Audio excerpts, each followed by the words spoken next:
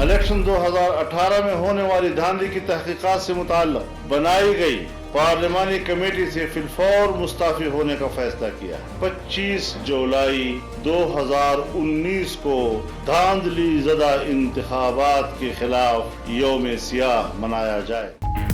Opposition का आम इंतखाबात में मुबैना धांधली के खिलाफ 25 जुलाई को यौम सियाह मनाने का ऐलान। APC का एलामिया जारी। ऑपोजिशन अरकान इलेक्शन धांधली कमेटी से फौरी इस्तीफा देंगे। 25 जुलाई के बाद मुल्क भर में मुश्तरका जलसे किए जाएंगे। चेयरमैन सेनेट को आईनी और कानूनी तरीके से हटाया जाएगा। मुस्तकबिल के फैसले रहबर कमेटी करेगी।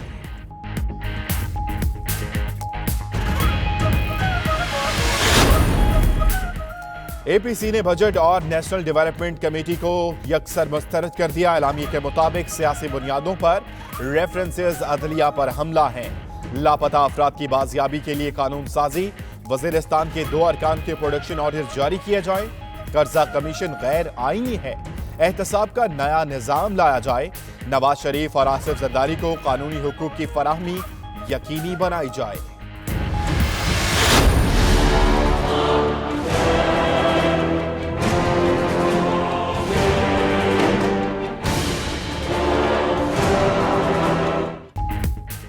ऑपोजिशन की APC में असेंबलियों से इस्तीफों पर इत्तेफाक ना हो सका। अंदरूनी कहानी 92 न्यूज ने पता चला ली। कॉन्फ्रेंस में मुंतखब और गैर मुंतखब की सोच में भी फर्क वाज़ेह हो गया। जराए के मुताबिक फजलुर रहमान और मरियम नवाज हुकूमत गिराने के हक में, शहबाज शरीफ पार्लियामेंट के अंदर रहकर एहतजाज के हामी थे। बिलावल ने कहा मार्शल लॉ से बेहतर है हुकूमत चलती रहे। सियासी रोयते हिलाल कमेटी का इजलास हुआ लेकिन इक्तदार का चांद नजर नहीं आया। फिरदौस आशिक आवान का ऑपोजिशन की APC पर रद्द अमल। कहा हुकूमत को धमकाने वाले किसी बयानिए पर मुत्तफिक न हो सके। एहतसाब का शिकंजा इनके गलों के करीब आ चुका।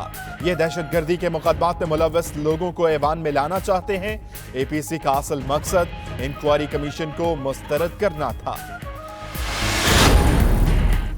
फवाद चौधरी की ऑपोजिशन पर भरपूर तनकीद। कहते हैं ऐसी अक्लमंद ऑपोजिशन है APC की तारीख रखी और सोचा तक नहीं कि पाकिस्तान क्रिकेट टीम का अहम तरीन मैच होगा तो उनका तमाशा कौन देखेगा। अब ये एक दूसरे को तस्वीरें भेजें और खुश हों। वफाकी वजीर का ट्वीट।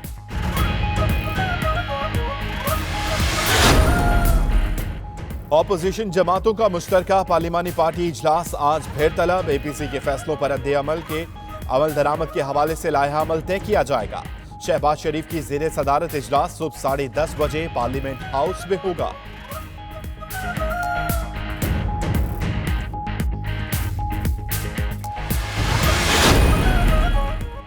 कराची के सोहराब गोट में फायरिंग, एक शख्स जान बहक। सैयद शकील के नाम से शिनाख्त। पुलिस के मुताबिक वाक़या इब्तदाई तौर पर जाती दरीना दुश्मनी का शाखसाना लगता है।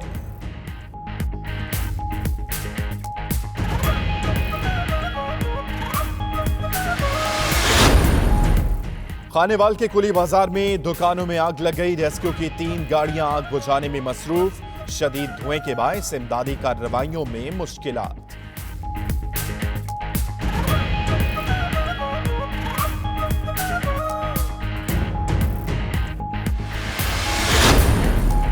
मुत्तहिदा अरब अमारात के वजीर खारजा का कहना है ऑयल टैंकर्स पर हमलों का इल्जाम ईरान पर नहीं लगाया जा सकता। हमारे पास इसका कोई सबूत नहीं।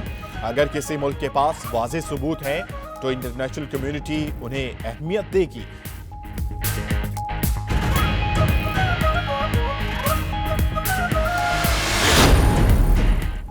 अमरीकी सदर की फिर ईरान पर तनकीद। कहते हैं ईरान से जंग हुई तो ज्यादा लंबी होगी, ना अमरीकी फौजी ईरान की सरजमीन पर कदम रखेंगे।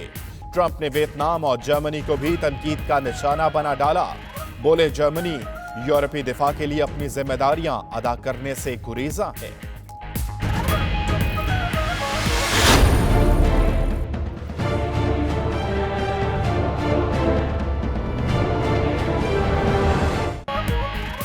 और पहले दुनिया भर के दिलों को तड़पा गया शाम का ऐलान कुर्दी। अब मेक्सिको की वलेरिया ने तारकीन की हालत जार खोलकर बयान कर दी। मेक्सिको से अमेरिका जाने की कोशिश में 2 साला बच्ची अपने वालिद के साथ ही दरिया में डूब गई। दरिया किनारे लाशों की अंदोनाक तस्वीर ने अमेरिकी इंतजामिया का सफाक चेहरा बेनकाब कर दिया।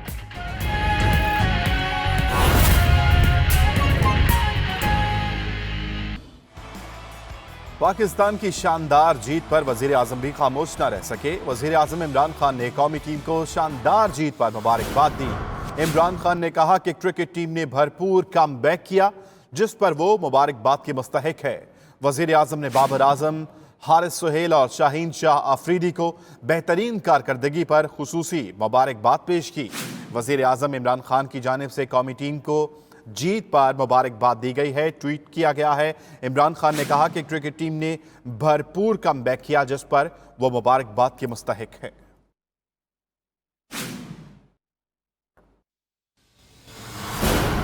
और नाजरीन, एक और अहम खबर शामिल करें। पाकिस्तान वर्ल्ड कप 92 वाली पोजीशन पर आ गया है। शाहीनों ने 92 की तारीख दोहरा दी है।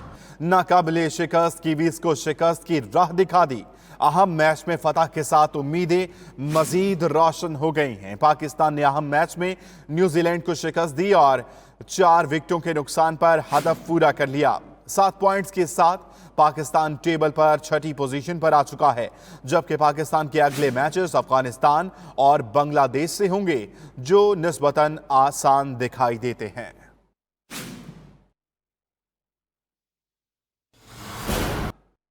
न्यूज अपडेट्स आपने जानी। आगे बढ़ते हुए बात करेंगे सियासत के हवाले से। एपीसी ने बजट को आवाम दुश्मन, ताजिर दुश्मन और मुल्क दुश्मन करार देकर मुस्तरद कर दिया। कर्जा कमीशन गैर आईनी है, एहतसाब का नया निजाम लाया जाए। नवाज शरीफ से मुलाकातों पर पाबंदी और डॉक्टर को मिलने से रोकना काबिले मुजम्मत करार दिया। एलामिये के मुताबिक सियासी बुनियादों पर बनाए रेफरेंसेस अदलिया पर हमला हैं। लापता अफराद की बाजियाबी के लिए कानून साजी, वजीरिस्तान के 2 MNAs के प्रोडक्शन ऑर्डर भी जारी किए जाएं।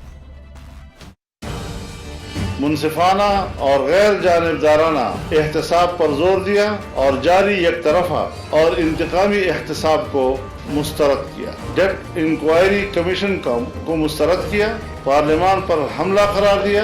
गैर कानूनी और गैर आईनी करार दिया। एक पार्लियामानी कमेटी बनाई जाए और सन 2000 से लेकर अब तक तमाम ग्रांट्स और कर्जाजात के हुसूल और उसके इस्तेमाल की तहकीकात की जाए। मुजव्वज़ा नेशनल डेवलपमेंट काउंसिल NDC एक गैर जरूरी इदारा है, जिसकी आईनी इदारा नेशनल इकोनॉमिक काउंसिल की मौजूदगी में कोई जरूरत नहीं। उसके खात्मे का मुतालबा किया। इलेक्शन 2018 में होने वाली धांधली की तहकीकात से मुताल्लिक़ बनाई गई पार्लियामानी कमेटी से फिलफौर मुस्ताफी होने का फैसला किया। 25 जुलाई 2019 को धांधली ज़दा इंतखाबात के खिलाफ यौम सियाह मनाया जाएगा। सेनेट के मौजूदा चेयरमैन को आईनी और कानूनी तरीके से ओहदे से हटाया जाएगा। रहबर कमेटी सेनेट के नए चेयरमैन के लिए मुत्तफिका उम्मीदवार का नाम तजवीज़ करेगी। बजट 2019 को अवाम दुश्मन, ताजर दुश्मन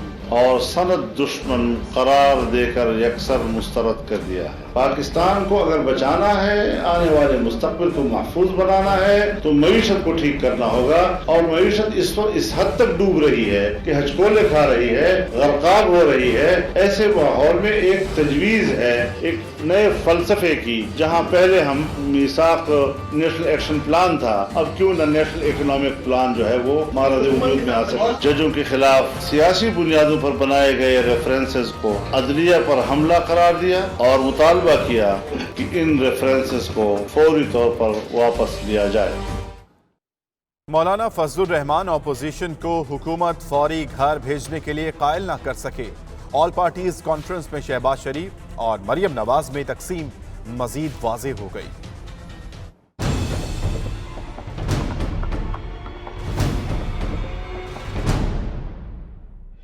हुकूमत के बढ़ते कदम रोकने के लिए बुलाई गई ऑल पार्टीज कॉन्फ्रेंस किसी हतमी नतीजे पर ना पहुंच सकी। ऑपोजिशन रहनुमा एक मेज पर तो आ गए, मगर किसी एक नुक्ते पर मुत्तफिक ना हो सके। बिलावल भुट्टो जरदारी और मरियम नवाज की मुलाकातों के बावजूद दोनों के मौकिफ में तजाद नजर आया। फजलुर रहमान मरियम नवाज के मौकिफ के हामी रहे, मगर शहबाज शरीफ ने बिलावल भुट्टो की तजवीज को पसंद किया। जराए के मुताबिक मौलाना फजलुर रहमान और मरियम नवाज ने हुकूमत गिराने की हिमायत की, जबकि शहबाज शरीफ शरीफ और बिलावल भुट्टो पार्लियामेंट के अंदर और बाहर एहतजाज पर जोर देते रहे। मौके का फायदा उठाते हुए मौलाना फजलुर रहमान ने बड़े एहतजाज के लिए 2 दिन की कॉल पर कारकुनों को जमा करने की पेशकश की, जिस पर हॉल में खामोशी तारी हो गई।